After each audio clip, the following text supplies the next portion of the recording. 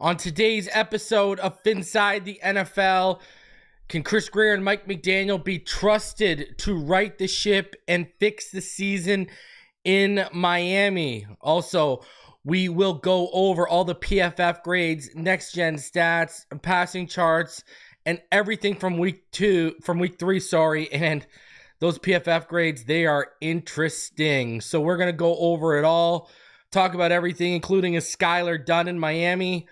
So smash that like button, subscribe if you're new, and let's get into this.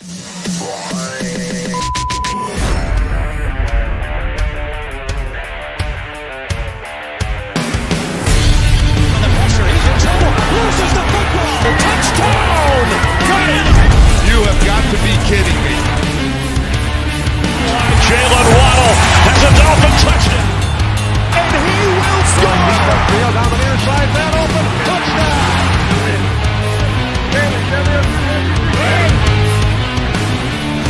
The run from Tua Tagovailoa. Touchdown! He's going deep. It's going over the touchdown again.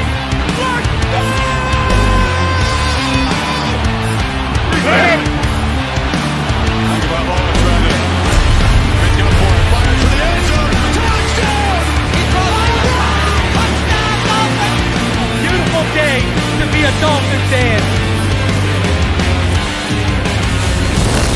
Let's go!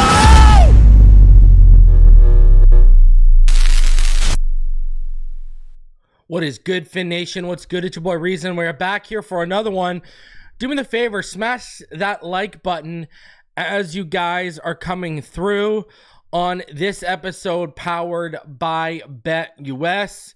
I appreciate each and every one of you taking some of the time out of your Monday to come through and listen to me rant and vent about Dolphins football, because there's just not much to be ecstatic about. Now, albeit, if the playoffs started today, the Dolphins, funny enough, the Dolphins are in 7th place. And now there's still games to be played tonight. Let's remember this. The Jags have to play tonight and such. There's still games to be played tonight. But if the playoffs started at this very moment, the Dolphins would be in at number 7. And boy, how ugly would that first round matchup be for them? Holy jeez. So we are opening statements were cooked. Shout out to everyone in the chat. Well over 100 of you already, as we are just 2 minutes into this broadcast. I appreciate all of y'all as you keep coming in. Please do me the favor, smash that like button. If you are new, go ahead and subscribe.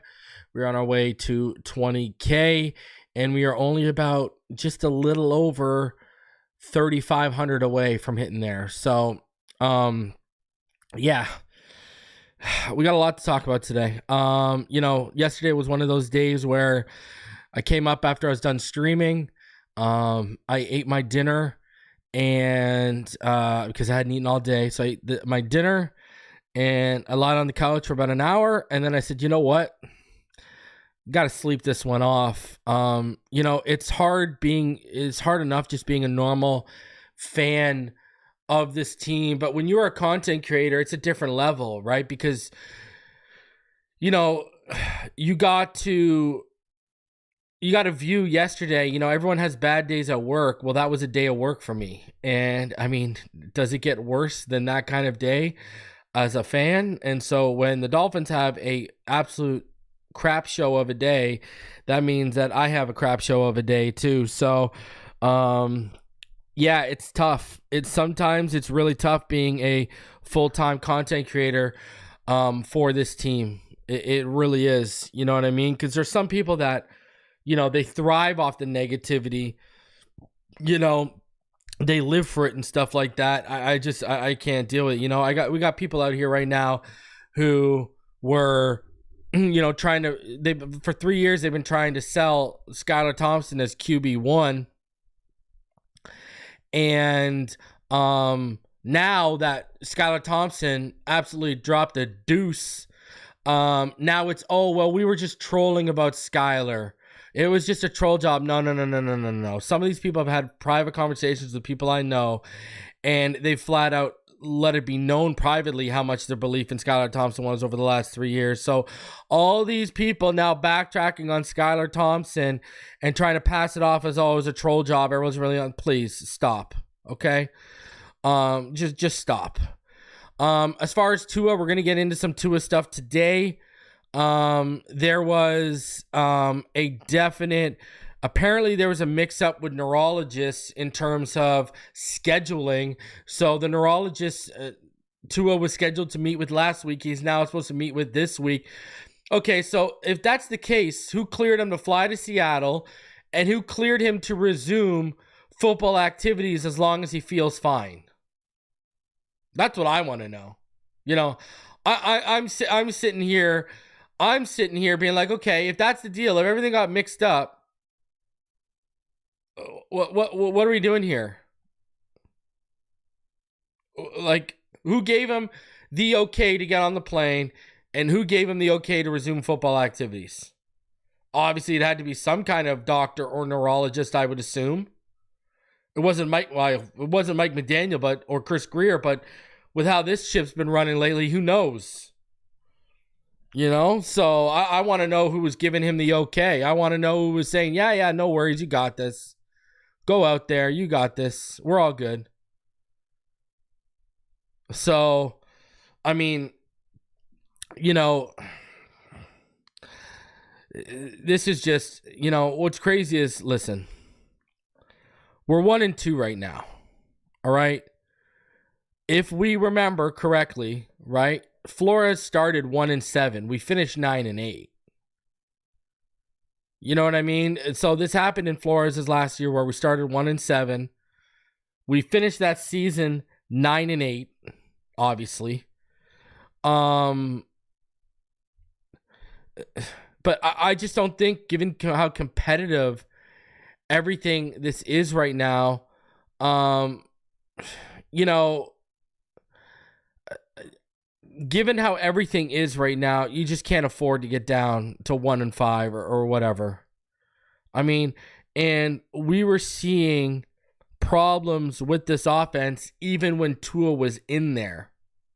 So do I think bring Tua coming off IR and Tua coming is going to magically fix everything? No. And now we're at a stage where, let's talk about it. I mean, did Mike McDaniel, does Tua need Mike McDaniel, or does Mike McDaniel need Tua? It's starting to look like it's the latter.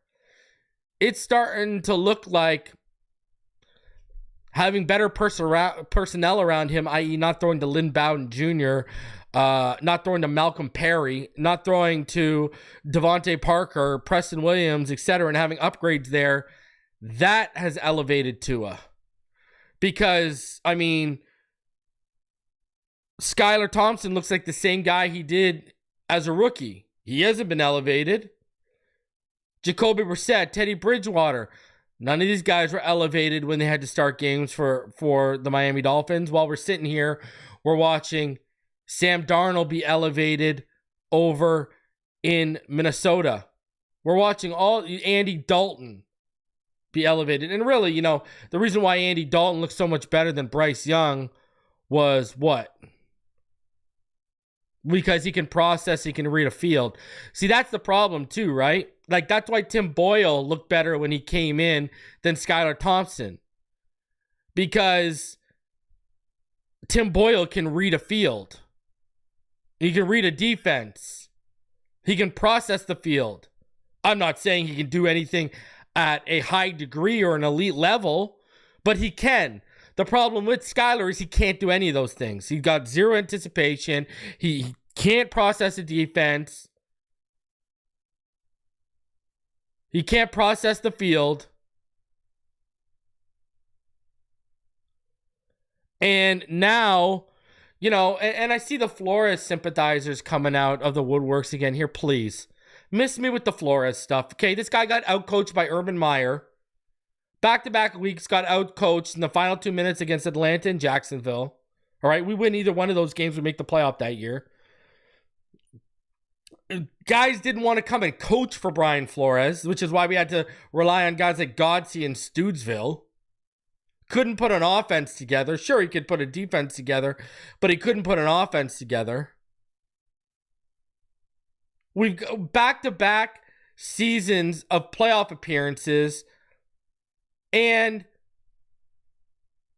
on top of that, a top 5 offense each of those years. So I'm not going to sit here and try to start lying to people, or, I see everyone's coping mechanism. Some of these people's coping mechanism is to say, oh, well, Flores this, Flores that. Guys, Flores is gone. Players on this team, on his own defense, didn't like him. So I ain't trying to hear the Flores stuff. Flores is a defensive coordinator, not a head coach. Hell, Mike McDaniel might be an offensive coordinator, not a head coach, but at the same time, he can at least get defensive coordinators to come back and coach here. He got Fangio to come here. Weaver looks like he's going to be a stud. Hell, everyone's talking about fire McDaniel. You might got McDaniel's replacement already in the building, and Anthony Weaver. You know what, Anthony, 3 weeks. McDaniel been here for 3 years. Hey, you can laugh at Fangio all you want, but if you go by the numbers, we had a top 10 defense last year. And if you, again, look at the history, Shanahan, McVay, all those guys were chasing Fangio as well. McDaniel was the one who landed them. Anyways, I digress. McDaniel been here for 3 years, has not shown the ability to adjust, adapt, and make the necessary changes to help his situation, to help his offense, to put his players in a better position to succeed. Anthony Weaver, 3 weeks into the season yesterday, look at the adjustments he makes at halftime. Right? They got off to a slow start, let up 17 points. Now, we're still a little suspect against the run, but get down 17 points. Look at the adjustments he makes. In the second half, we shut them out. We shut them out. Anthony Weaver, in 3 weeks, has shown a better ability to adapt and adjust his game plan than Mike McDaniel has in 3 years. And can you believe this? Think about that for a second. See, that's what no one's talking about, and I'm the first person bringing this one up. Anthony Weaver has already shown the ability 3 weeks in to adapt and adjust better than McDaniel has in 3 years. That's scary. Like, that is scary. And how bad is his inability to adapt and adjust? Mike McDaniel's out here calling a game like Tua's back there when it's Skylar Thompson. What was the number one offensive key to victory for me this week? Put Skylar Thompson in the best position to be successful. That's all coaching. You needed to dumb down that playbook. You needed to go vanilla with it. You needed to run the football. You did neither one of these things. Neither one of these things. Oh, let's just stick with the same game plan like Tua's out there. Like, what are we saying with our life? Listen, I don't believe in Skylar Thompson at all as a starter, but at least put him in a better position. Like, what are we saying here? You cannot continue coaching like Tua's in there when he's out. I don't even got to get into how disciplined your players are with the penalties. And I'm looking at you, Julian Hill. Omar Kelly up here last year when we had our Cover 4 podcast. Every time he's up here, when I'm saying they need to upgrade at tight end, oh, they love Julian Hill. Oh, Julian Hill's the apple of their eye. Well, good for them. I am so happy for them that they are so invested in Julian Hill. One of the most penalized players in the NFL right now. Whiffing on blocks, whiffing on assignments.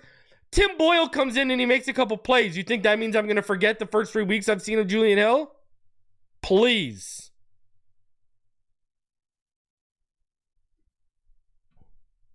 And I've said this before, and I'll say it again. If you were not going to fix the offensive line, you needed a backup quarterback contingency plan in place. You did neither. Malpractice as far as I'm concerned. You didn't fix the O-line.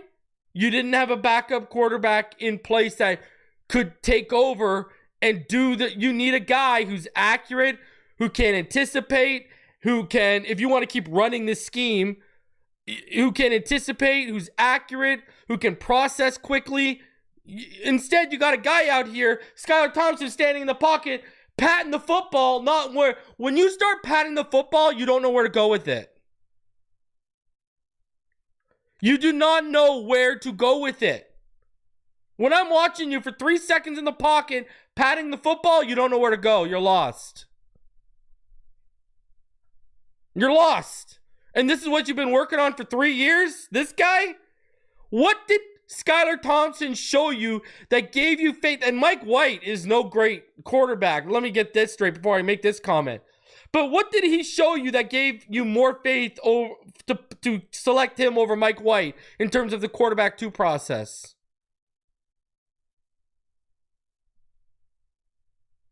At least we know we've heard Mike White's a pretty smart guy. Mike White's a pretty intelligent guy. Now, is he a world beater? No. Is he competent? Like, is he a guy you want as a full-time starter? No. But Matt Moore looks like Dan Marino. You remember Matt Moore with Tannehill? Matt Moore looks like Dan Marino compared to these guys. And now we're sitting here hoping Tyler Huntley can come in and he can flip it around.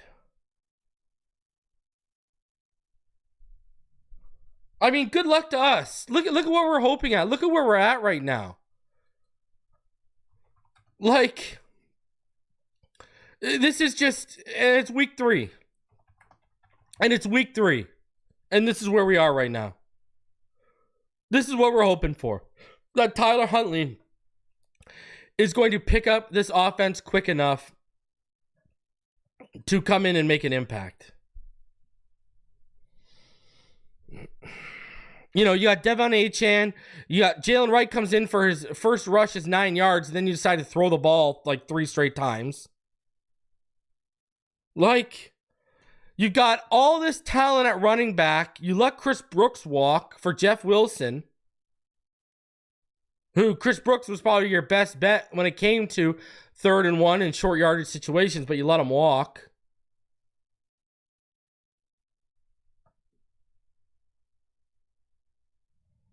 I don't know. I really don't. Some of these decisions are just mind-boggling for me. Absolutely mind-boggling for me. And a lot of it comes down to Skylar Thompson, Liam Eichenberg. Y'all are just so stubborn and egotistical, you can't admit your mistakes and move on. You were so filled with hubris, Chris Grier, that you sat there and you let Robert Hunt walk and you thought Liam Eichenberg was a viable replacement. I don't know what you guys are smoking over there thinking that's going to work. I called it from all the offseason. We saw it yesterday a lot.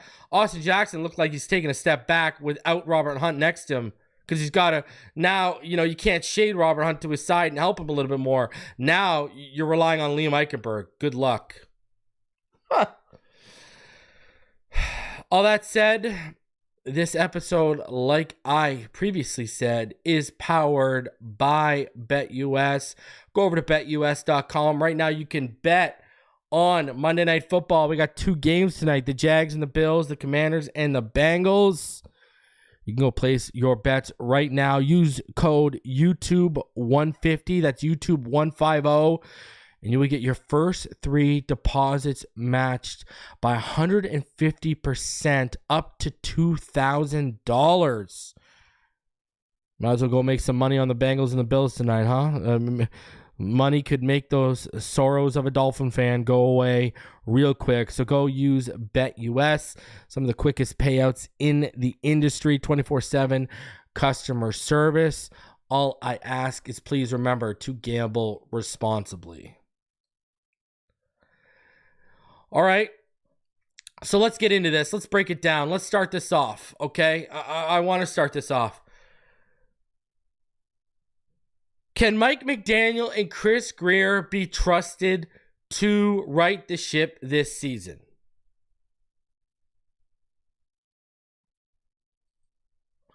Think about it for a second before before I start to answer that question, because you're probably not going to like what I'm going to say. Because to me, it's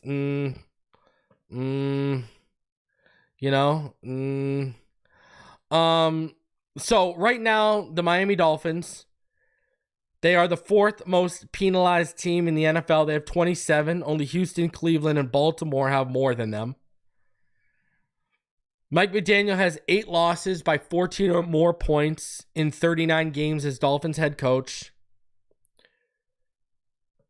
The Dolphins offense right now, they're 24th in yards per play. They're 25th in first downs per game. They're 32nd in points per game. The Miami Dolphins are also the only team in the NFL to not hold a lead for a single second this season. Remember, they had the game-winning field goal.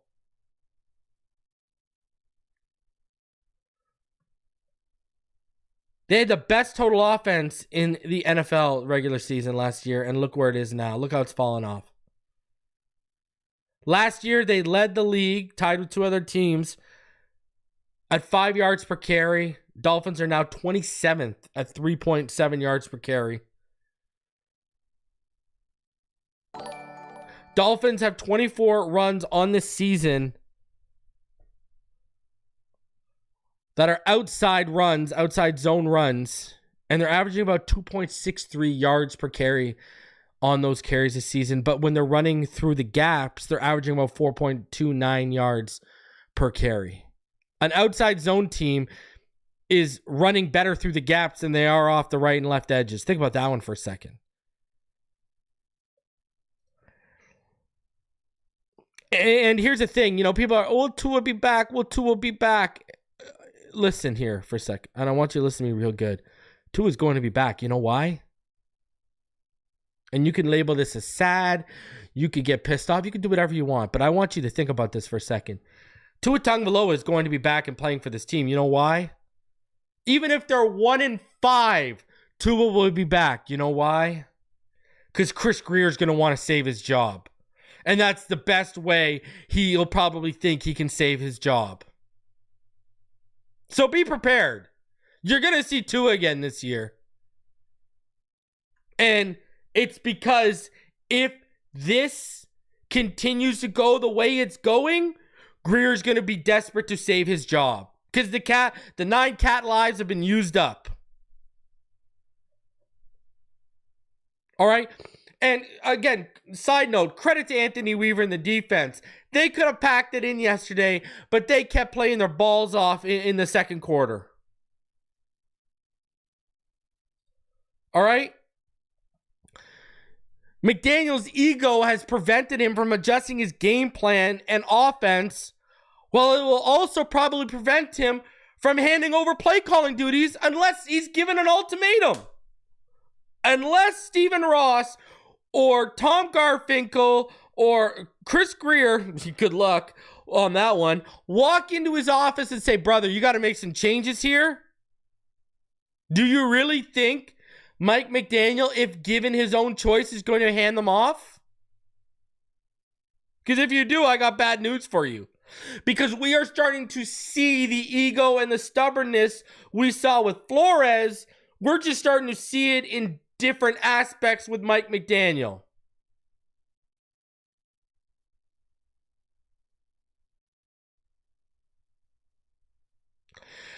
They not only balked at us who questioned the makeup of the offensive line, but remember, I want you to remember this. We went over them all offseason, all the articles. Remember when we went over the articles from Barry Jackson? Remember, top-tier backup quarterbacks on the open market told Barry Jackson that The Miami Dolphins balked at the cost of top-tier backups. Remember that. I want you to go back in the past with your mind and remember we went over that. So they balked at all of us who wanted them to do better with the offensive line, and then they balked at the agents of top-tier quarterbacks who wanted decent money. That's malpractice twice over. Remember, I wanted Baker Mayfield last offseason. I wanted a legitimate backup option. And we're talking about these guys were costing around like $8 million, $9 million. We're not talking about guys asking for $15, $20 million here.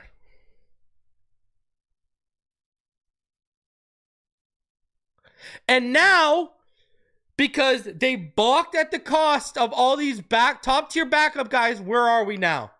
We're backed up into a corner where you're hoping Huntley learns the playbook quick enough, or you got to pick up the phone and you got to call Mike White.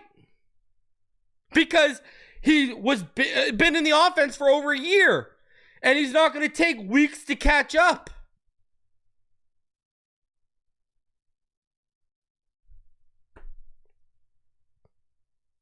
He's the only if you think about it, Mike White is the only viable option on the open market right now.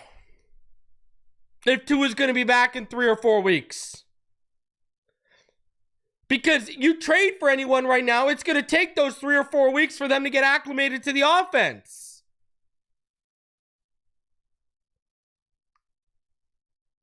While Mike White's sitting on the practice squad, and you could just poach him right now. And he knows the offense. Think about that. That is where we are at. Or you stick with Boyle.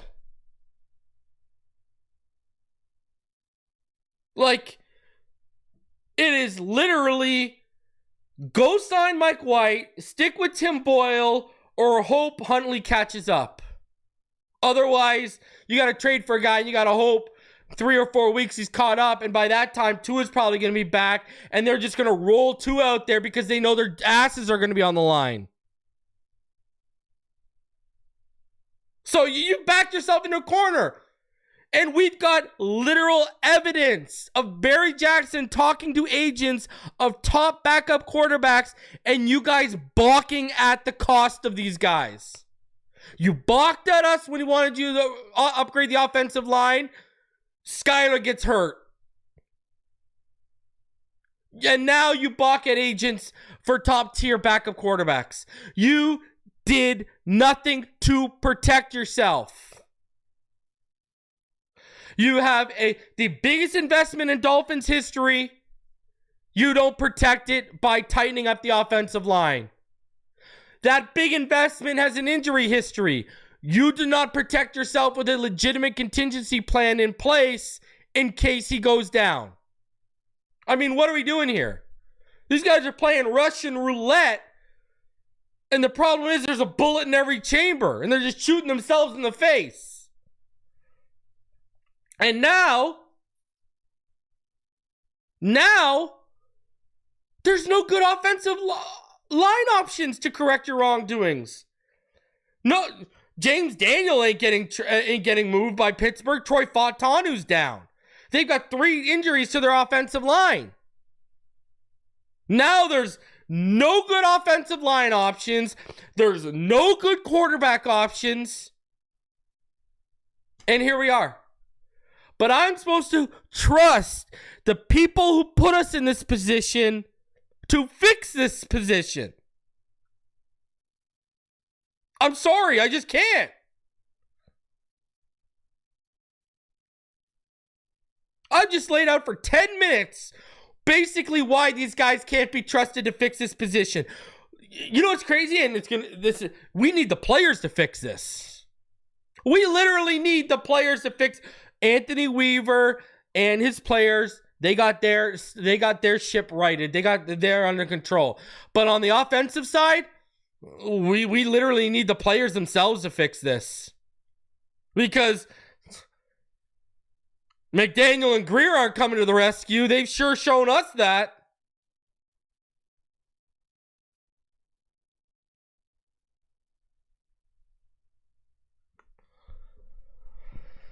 And I'm going to say it.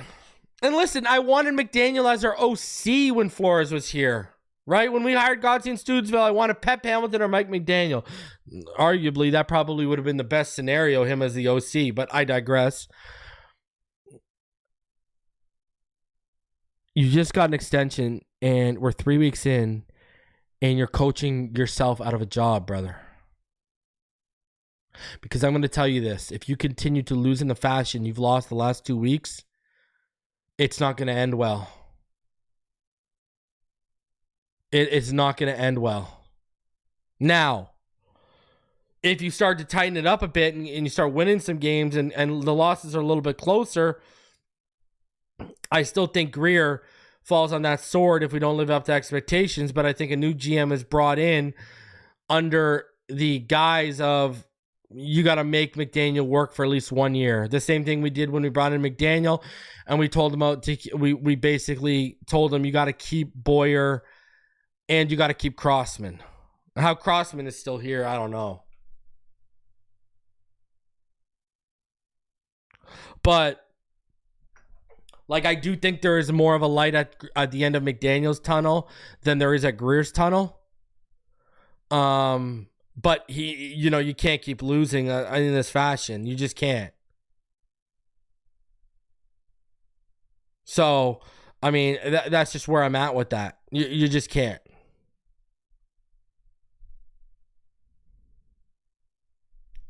So, here's Adam Schefter on Miami's QB situation today. He was on Pat McAfee. This is what he said. Talk about doom and gloom. It's kind of looking like that for our Dolphins fans. All I've been seeing relate to us are butt cheeks all over my timeline. But as far as the quarterback situation goes for us, Skylar got banged up. Obviously, Tua's on IR. Do you have any information? Maybe are we working the phones, trying to get a trade, trying to sign a guy available? Any information there as far as what Miami's doing with their quarterback situation going forward? Here's a team that was all in, right? Like, they paid Tyreek Hill. They paid Jalen Ramsey. They paid their head coach. They have some veterans. They paid Tua. Like, they're trying to win. So Tua gets hurt, and then Skylar Thompson exits with what looks like a pretty painful chest injury, doesn't finish the game. Obviously, we'll see if he can even make it back for next week. But even if he could, you still have to address the quarterback position before the season slips away. In my mind, like, they have to be making calls. Didn't hear anything back this morning, but there are three quarterbacks in my mind that make sense. Now, I'm not telling you that they have or will reach out to any of these quarterbacks, but I think I'd call Denver and I'd say, what would you want for Zach Wilson? I would call Pittsburgh and I would say, what would you want for Russell Wilson? First rounder. And I would call Cleveland and say, what do you want for Dorian Thompson-Robinson? Ooh. Because they have to save their season here. And it doesn't look like they can. Now, maybe Tyler Huntley can step in relief here and stop the bleeding and get things back in order. But Yeah. I like him. But to me, they have to look for another quarterback too. Agreed. And those would be the guys that I would be looking at if it were me. Okay, I'm telling you right now, if I'm trading for a backup guy, now that we just played him, I'd take Sam Howell over every guy you just named. All right? Russell Wilson, not very good in structure. Now, Darrell Bevell has the tie-in with Russell. Russell Wilson would make sense for me, okay? But I would still take Sam Howell over him. I would be calling about Davis Mills. I've said this before. This is his second year under Ryan Slowick. For those of you who don't know who Ryan Slowick is, Ryan Slowick was the quarterback coach in San Fran. All right? So they run an offshoot of the Shanahan system. You just have to catch up with the terminology. Dorian Thompson-Robinson is more for the future. This is his second year. I don't think you are getting a legitimate starting option. Zach Wilson, again, I would take Russell Wilson, Sam Howell, or Davis Mills over him 110%. Again, you know, you want to get a Band-Aid solution to stop the bleeding. By the time they're caught up in 3 or 4 weeks, Tua is back. And if these guys' jobs are in trouble, they're going to trot Tua out there because they're going to view him as the best option to save their job. Now, I've already said what I want in the draft. Garrett Nussmeier, Jackson Dart. Those are the guys I like in the draft. You know, because I don't think we're going to, well, hey, right. I don't think we'll be bad enough to get Cam Ward, but you never know at this rate. Holy geez. So, yeah, I don't know, but even Schefter says you got to think they're making calls right now. Damn baller. UConn legend Tim Boyle to the rescue. Franklin says Skylar didn't show any pocket awareness at all and hesitated on his throws. Tua would throw the receiver open. Skylar waited for them to get open 110%, Franklin. No anticipation. He wasn't reading the defense well. He wasn't processing quick at all. You know? It's unbelievable. Knight says, how do we end up with the failure from that tree? He's talking about the Shanahan tree, by the way, in case you guys are wondering. And I can tell you this. You guys aren't going to like this answer either. I'm going to tell you how this goes. You fire McDaniel. I want you to listen to me here. Yes, I like Jalen Milroe in the second. His ceiling is very intriguing to me. But this is how it's going to go. I'm already telling you right now, this is how it's going to go. They're going to fire McDaniel when they do, or whatever, okay? They fire McDaniel, all right? McDaniel will go be an OC somewhere, all right? And then what's going to happen? He's going to get hired in 3, 4, 5 years as a head coach, and it's going to be Dan Campbell all over again. He will have learned from his mistakes. He will fix his ways, and some other team will reap the rewards. I can already see how this play. That you want to talk about so Dolphins? That is so Dolphins. That is what's going to happen. I'm telling you right now. That is literally what's going to happen. I can already see it. I can already see it. Right? We get the greatness with the offense in the first 2 years. League catches up. He gets stubborn, egotistical, doesn't change his ways. We eventually move off of him. He goes, be's an OC, continues to get reps as a play caller, gets better, and then gets a head coach offer, and then voila, everything's fixed. Deontay Moore says, Reason, who are some GM candidates? I've said it before, I'll say it again, I will bang the table. Give me Louis Riddick. Now, the cost of doing business with Louis Riddick is going to be, he's going to give McDaniel another chance. Because Louis Riddick is a big Mike McDaniel fan. But I do think Louis Riddick will say to him, okay, here, I will give you the chance, and I will listen to Stephen Ross. They want me to try it out, but you're going to have to make some concessions. You're going to have to hand over play calling. You know, I will take your opinion on the draft, but the draft is going to be more about the talent I think you need, not the talent you think you need that I should get for you. I think Louis Riddick is the guy that I would chase. I've said this before. Louis Riddick is the guy that I would go after. I've said this multiple times. Not even close. Louis Riddick would be the guy for me. So, you know, we'll see. Now, we're going to get into the recap and everything here, but very, very interesting article from Chris Perkins. I mean, I had to read it for all you. Let's see what you guys think, given what we're talking about right now. Chris Perkins. Dolphins were never very good under Mike McDaniel, and now they're not fun or entertaining. Stop looking at the Dolphins' quarterback crisis as the reason this offense is struggling. Stop looking at injury as the reason this team is sputtering. Instead, look at the Dolphins' construction crisis. The Dolphins aren't built for the NFL. This is because of the flaw in how the Dolphins are constructed and the flaw with how they continue being constructed by Coach Mike McDaniel and General Manager Chris Grier. My Mike McDaniel era condemnation with this team is it's only built to win one way, with its big play passing game. It can't win with its run game or defense or anything else. It can't outcoach an opponent. The Dolphins, whose style resembles a 7-on-7 team more than 11-11 team, still aren't built for the physicality, aggression, or toughness of the NFL. This Dolphins team, after 2+ seasons, is still built to entertain, sell tickets, be fast and fun. The Dolphins have never been very good under Mike McDaniel, but they were always entertaining. Now they're not even entertaining. Entertainment was the team's saving grace. Across America, football fans will soon start asking why they're watching this team on national TV. None of this means that the season is over or that the Dolphins can't or won't make the playoffs. This means the Dolphins, who still can't be considered legit Super Bowl contenders, must change their approach to the game. I've been saying this since December 2022. The issues that surfaced in Sunday's 24-3 loss at Seattle and the issues that have surfaced with this team since 2022 go way back beyond quarterback Tua Tagovailoa's concussions and backup quarterback Skylar Thompson's rib injury. The issues go beyond other backup quarterbacks such as Bridgewater and Boyle. The issues that surfaced with the Dolphins on Sunday are strategic and philosophical. Consider the stats in the big boy categories. The Dolphins were 1 for 12 on third downs against the Seahawks.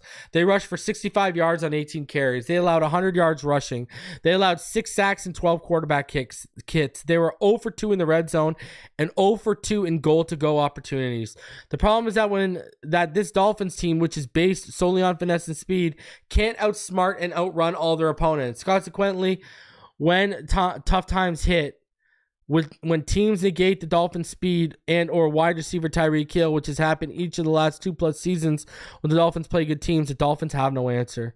The Dolphins doubled down on speed in the offseason by drafting players such as running back Jalen Wright and wide receiver Malik Washington. They needed more muscle.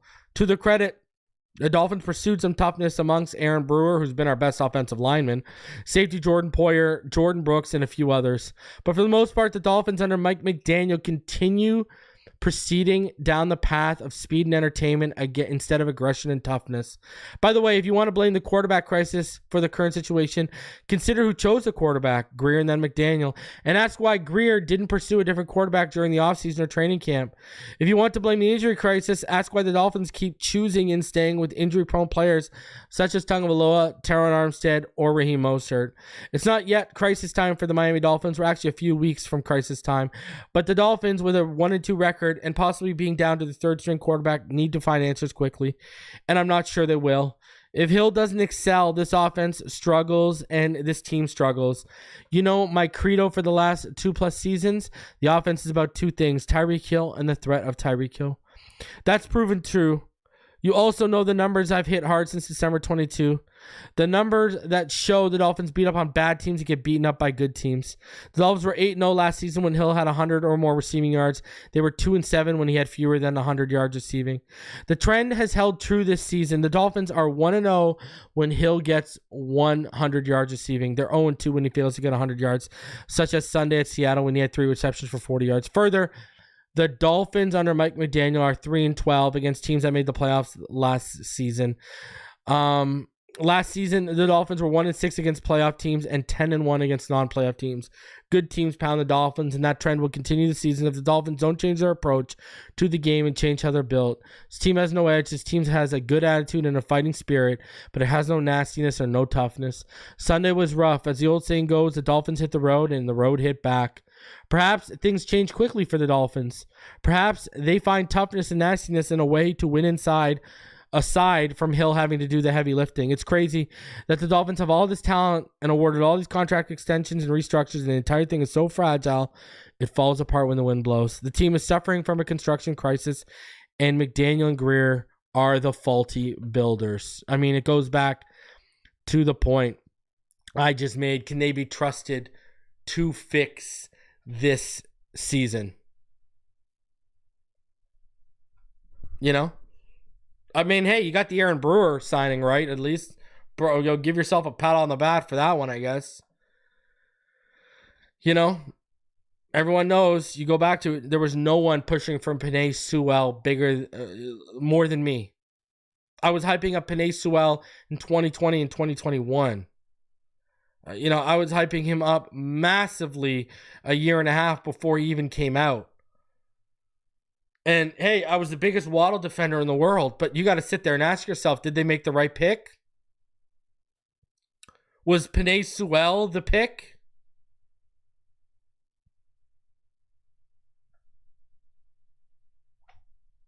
That's something people have always asked me. Hey, Reason, we know you're a big Penei Sewell guy. We knew you were a big Jalen Waddle guy. Those were your number one guys from that class. And you got their respective positions. You were pushing them for the hard. If you could go back and do a do-over, what would you do? I would take Penei Sewell. Given what I see with this offensive line right now, I would take Penei Sewell. But hindsight is 2020. But don't get me wrong, Jalen Waddle is still one of my favorite players on this team. But given need and where we're at, Penei Sewell was probably the way to go. Reason and logic tell you that. You know what I mean? And it's funny that he brought up the Tyreek Hill situation in that article, because that's something me and the Dolphin fan talked about. What's your game plan when Tyreek Hill doesn't work?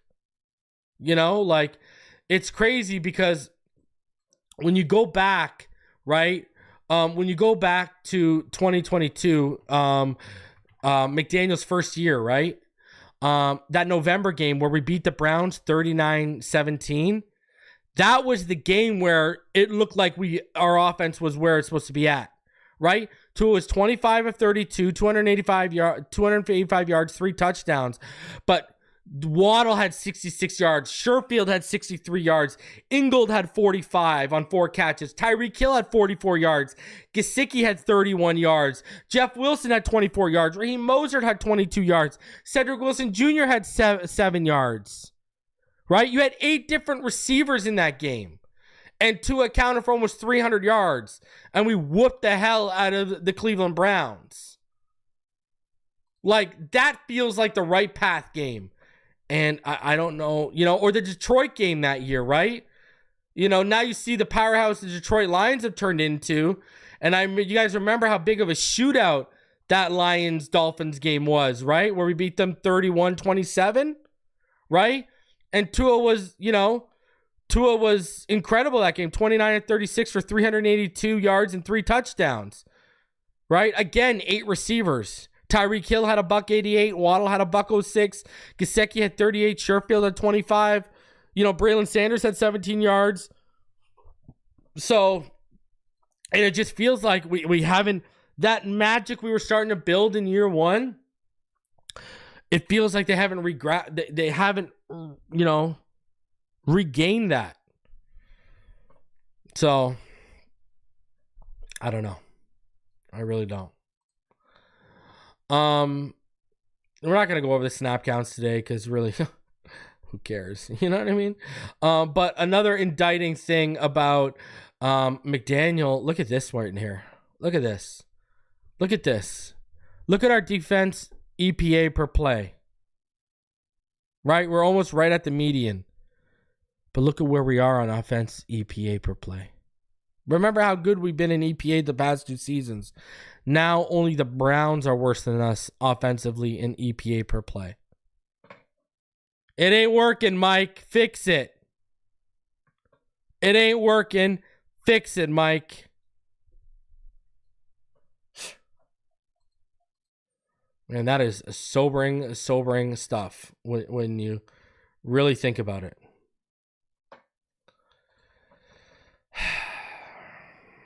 455 of you in the room. Smash that like button. Subscribe if you're new. Before we get into the PFF grades and the next gen stats, here's the latest article from Barry. Local neurosurgeon offers caution on Tagovailoa. Says risk of concussion is, quote, probably high.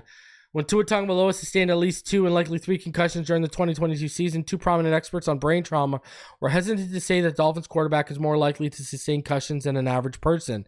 They said it was simply too soon to know. But the most recent concussion against Buffalo on a hit that was wasn't particularly vicious suggests that he's more susceptible, a local neurosurgeon said Monday. Neurosurgeon Evan Packer, a managing partner for the Brain and Spine Center of South Florida, offered a somewhat sobering outlook while noting that he has not examined Tagovailoa or his medical records. My guess is he's far more likely to be susceptible to future concussions, Packer said in a phone interview on Monday. The hit he took didn't look that bad. You see quarterbacks take these hits all the time. He's unfortunately in that group of people that have a high susceptibility to that type of injury. Every time a concussion occurs, it results in a major neurological outcome. He has this huge response to hits that are relatively minor. You see quarterbacks taking far worse hits than Tua and not be concussed. Packer said the fact that Tagovailoa exhibited fencing in his hands after 2 of those concussions against Cincinnati in 2022 and against Buffalo on September 12th does not make him more susceptible, but you don't see that often. I would suspect that's his body's reaction. Parker said that retirement is a personal decision and he would never say Tagovailoa should retire, but he cautioned that the likelihood of another head injury is probably high. The law of averages is he will probably suffer another one. The more concussions you have, the threshold to create clinical symptoms is lower. It may be a lesser hit that creates fencing or some type of response. What would he tell Tagovailoa if he returns and sustains another concussion? If he was my son and there was another substantial injury, I would say you're playing with fire, Packer said. You look at long-term personal health. If he decided to play, I would make him aware of potential consequences. The risk is too great to cause future problems. Packer said that it has been medically proven that multiple concussions are a precursor to CTE, a degenerative brain disease, and Parkinson's disease, and other neurological conditions. Even though Tagovailoa is eligible to return from injured reserve after 4 games, Packer said his gut feeling is it will be a lot longer than 4 games. That will be largely based on imaging studies and cognitive tests they're performing. How it was conceptually mismanaged against the Bills 2 years ago, they will be more cautious. He will have to come out with flying colors for him to play again this year. They're looking closely to see if impairment is super subtle. The Dolphins have declined to say whether or if Tagovailoa will play again this season.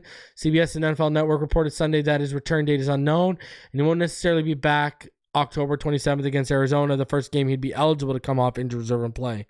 Tagovailoa, who traveled with the team to Seattle, remains in the NFL's 5-step concussion protocol. The Dolphins aren't saying what stage he's in. ESPN's Adam Schefter reported Monday that Tagovailoa feels fine, but that his meetings with outside neurologists were delayed until next week because the doctors had scheduling conflicts. Though some players have cleared concussion protocol quickly, Packer said any future concussion for Tagovailoa likely would necessitate a lengthy absence because of his history. I would believe there would be an extended absence for any future concussions. The length of time would be greater and greater. If the average person needs 3 weeks to return from a concussion, maybe in Tua's case, it's a year to get him back to baseline.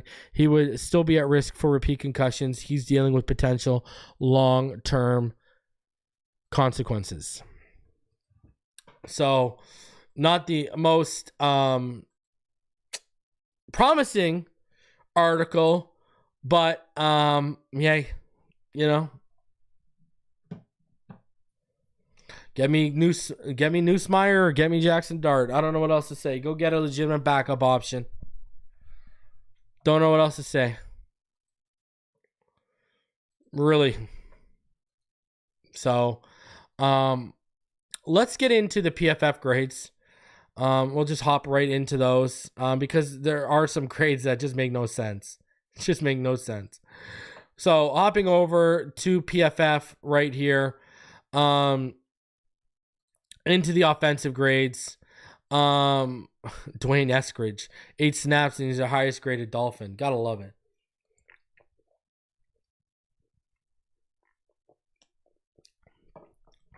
Julian, somebody see, this is why you can't trust PFF in these grades.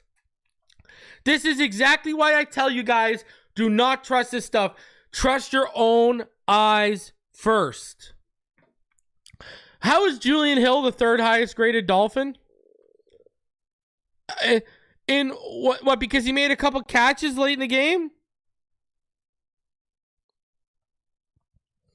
They've got Julian Hill as your 3rd highest graded Dolphin. In what world is he graded higher than Jalen Wright or Achane or even Aaron Brewer yesterday? Kendall Lamb was shaky at certain times, but he's your 2nd highest graded guy. In what world? In what world is Julian Hill the best Dolphin on the 3rd best Dolphin on the field yesterday? Give me a break. Give me a break.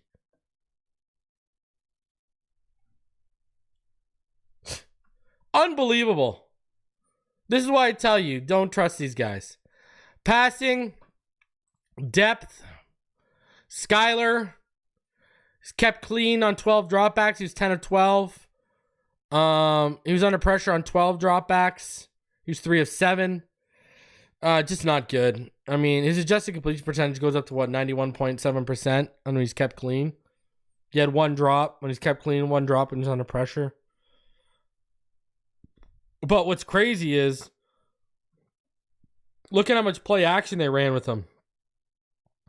17 of his 24 dropbacks were either play action or screen, because they're trying to mitigate the pass rush. By the way, in case you didn't see that, Skylar Thompson was one of your worst graded Dolphins yesterday. He was number 2, second worst, behind only Jonnu Smith. When you get into the blocking, Taron Armstead allowed 2 pressures. Aaron Brewer allowed 2. Robert Jones allowed 2. Achane 1 and Eichenberg 1. So we allowed 8 pressures yesterday. Defensively, here are your grades. Calais Campbell and Zach Sealer were your top 2 graded guys. Jalen Ramsey, I mean, I can agree with that. I would agree with those were probably your 3 best players on the field defensively. They were good. They were definitely good. I thought Jalen looked like his old self a little bit. So, and then your worst graded guys, that linebacking core is so up and down. Javon Holland, his grade's so bad because he got torched on that Metcalf catch, right? But the linebacking core is so up and down right now. It really is. It really is. You know, the linebacking core is up and down. Poyer looks slow. Kendall Fuller and Storm Duck are hurt. You're not getting a lot of pressure from your edges, yet still Anthony Weaver's making it work on defense. Take notes, Mike McDaniel. And then when you go to the coverage matchups, David Long targeted 7 times, allowed 7 receptions for 76 yards and 3 first downs. Kaderko, who targeted 6 times, allowed 4 receptions for 34 yards. He had the pick, and he allowed 3 first downs. Javon Holland targeted 5 times, allowed 4 receptions, including a 71-yard catch, 95 yards. He allowed 2 first downs and a touchdown. Jalen Ramsey targeted 4 times, allowed 3 receptions for 6 yards. Jordan Brooks targeted 4 times, allowed 4 receptions for 28 yards. So every target against a linebacker yesterday was completed. Kendall Fuller targeted twice, allowed 1 reception for 22 yards and a first down, but he also had a pass breakup.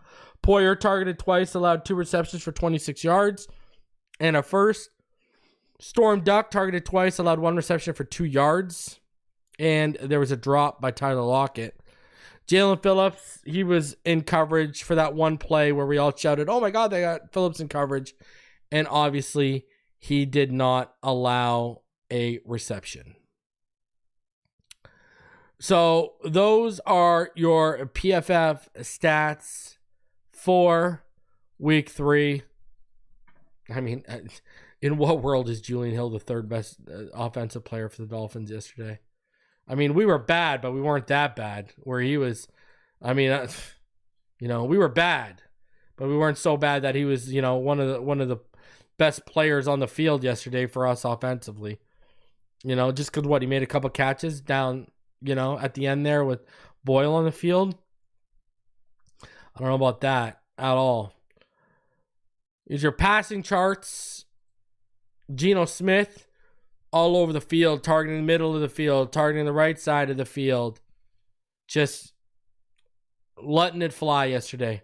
26 of 34 for 289. Had a plus 5.6% completion percentage over expectation. Oh.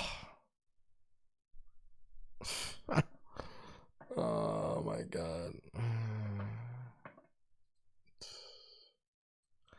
Just sitting here letting Geno Smith slice and dice. And then Skylar Thompson, 13 of 19, had a minus 3.4% completion percentage over expected. 107 yards. Not very good. Not very good. Nothing to write home about by any stretch of the imagination. All right. Next gen stats when we get into them. Skylar Thompson had the longest completed air distance for the Miami Dolphins, 26.9 yards. Geno Smith, 46.6 yards, was the longest of the game. Fastest ball carrier was DK Metcalf at 20.82 miles per hour.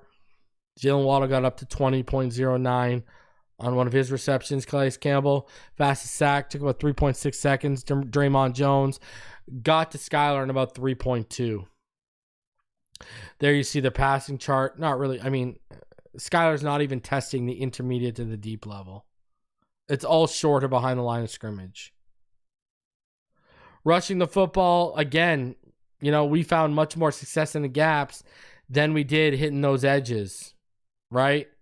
So, I mean, and what a shame that Jalen Wright ain't getting more carries. And same with Achane. How Devon Achane and Jalen Wright, with Tua out and Skylar Thompson in, aren't accounting for 30 or more carries is beyond me.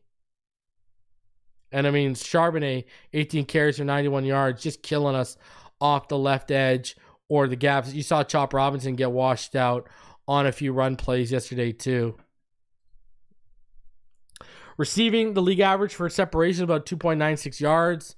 Hill beat it at 3.36. Waddle beat it at 3.56. And that was it. Jonnu was under it. Tanner Connor was under it. Izukama was under it. On the flip side, Noah Fant was above it. Tyler Lockett was above it. Jackson Smith and Jigba was above it. But Metcalf and Barner were below it.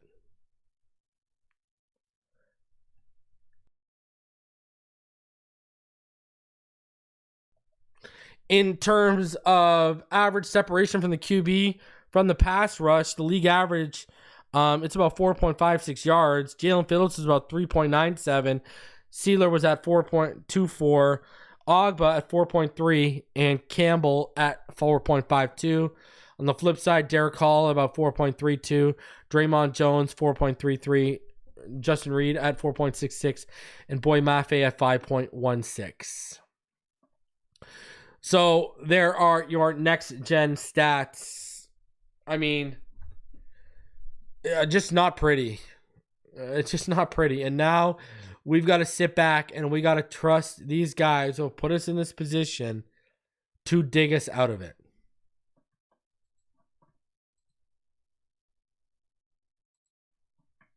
I can tell you right now that ain't going to go very well. I don't know how many of you have faith that Chris Grier and Mike McDaniel are going to fix this situation, but you're not looking at a guy who has a ton of faith that they will.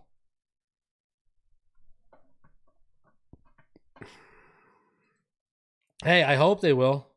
I do, but let's be real here.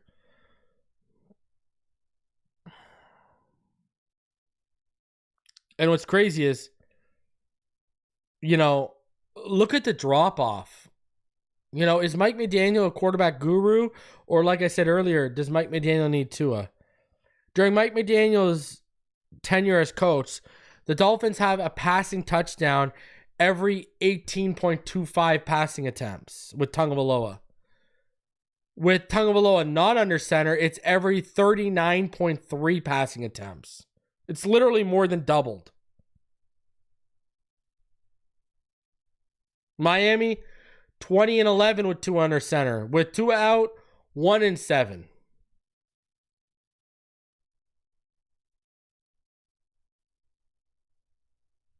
And, we went from Achane averaging 7.8 yards per carry last year to now he's at about 3.5 yards per season. And why? Because we can't even get enough push on a first down.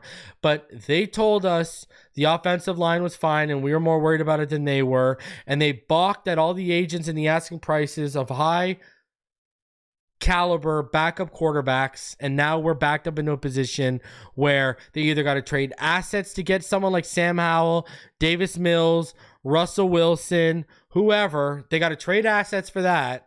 Or we got to go poach Mike White off the Bills practice squad because he knows the playbook. And forget adding offensive linemen. I mean, James Daniels, for example, he's not getting traded. They've lost 3 linemen in Pittsburgh.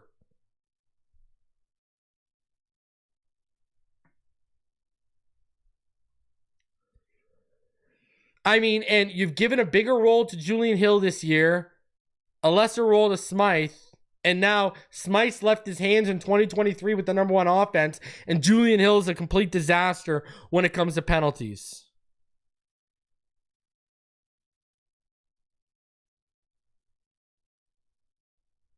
The fact that this team cannot find a way to win without Tua out there, to win without Tyreek involved, it's a serious issue. And we can't bet or hope for McDaniel to outcoach anyone, because that's just not happening. It's just not happening. We're just not capable of that.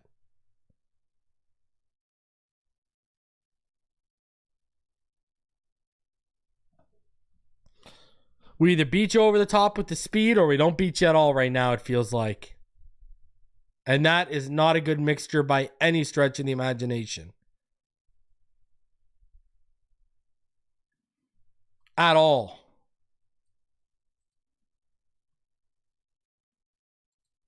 And McDaniel has not shown the ability to adjust and the ability to adapt when either his quarterback is out or his game plan is not working.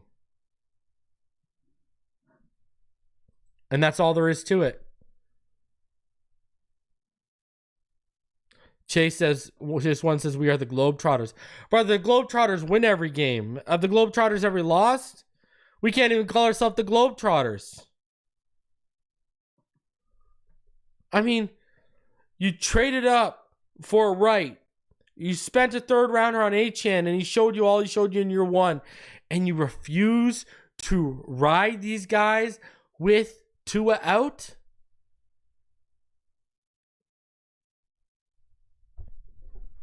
I said it at the beginning of the show. I'll say it again. Mike McDaniel is coaching himself out of his job. He better do a 180 overnight.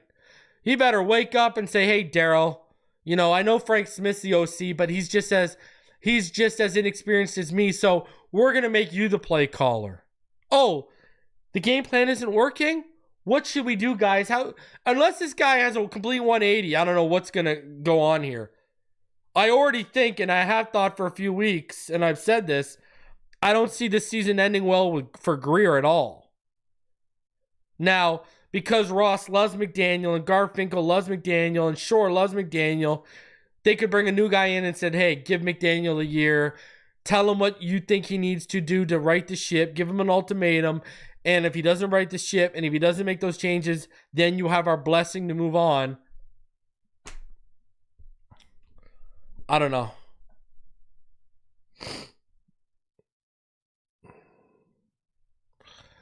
You know, it's just it's crazy when we're at week 3. We're saying they're seeing the same ish over and over again. And now to the point where we're not even. It's not that we don't have answers. We're at a loss for words.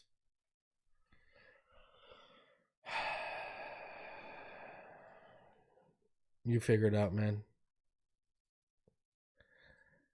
Like I said, this video, it is sponsored by BetUS. Go bet on Monday Night Football, the Bills and the Jags game, the Commanders and the Bengals game. BetUS right now. Use code YouTube150. That's YouTube150. They will have a 150% deposit match on your first 3 deposits up to $2,000. Go make some money. Go, maybe a little cash will alleviate the pain you're feeling right now as a Dolphin fan. So go use code YouTube150. First 3 deposits matched by 150% up to $2,000. Some of the quickest payouts in the industry. And shout out to BetUS for sponsoring the channel. So I haven't figured out what we're doing tomorrow. We might break down some film. I don't know what we're doing tomorrow. But we'll figure it out. Tomorrow there'll be a show either way. We'll have something to talk about. I'm sure of it. So, I'll be back tomorrow. Wednesday, I'll have Richmond and ball game. Thursday, I'll be here with Neil. Smash the like button on the way out. I appreciate all of you spending some time. We had over 450 people watching today. And it's tough, especially after that kind of a loss the day after. It is tough, man. It's tough. So, again, shout out to BetUS for powering this video, for sponsoring this video. And shout out to each and every one of you for continuing to support the channel. I will see you guys on the next one. Until then, you already know what time it is. Fins up all day, every day. And try to be easy and try to have a good day, everyone. We'll see you on the next one. Love all y'all, even if the team doesn't act like they do.